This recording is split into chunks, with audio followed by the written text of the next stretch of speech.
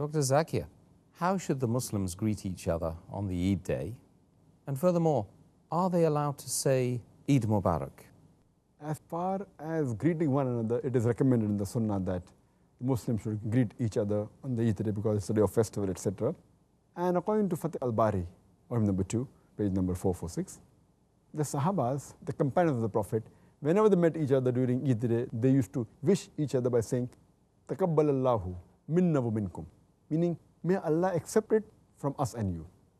Because Ramadan is the month of fasting, where people supplicate, they repent to Allah subhanahu wa ta'ala, they ask for forgiveness, they do du'as. So when the month is over, they pray that may Allah accept from us and from you. That's the best and the authentic way of wishing each other. As far as saying Eid Mubarak, it is said more in India and Pakistan. It's a way of wishing each other congratulations.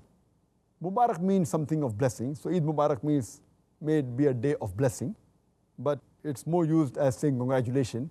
So it is not a sunnah to wish each other Eid Mubarak, but neither is it haram or makruh. It will come in mubah category, optional.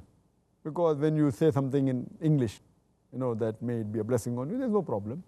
So it is optional, but the right way of wishing each other is, as the Sahabas did, Taqabbalallahu minna wa minkum, meaning may Allah subhanahu wa ta'ala accept it from us and you. Okay, Jazakallah khair.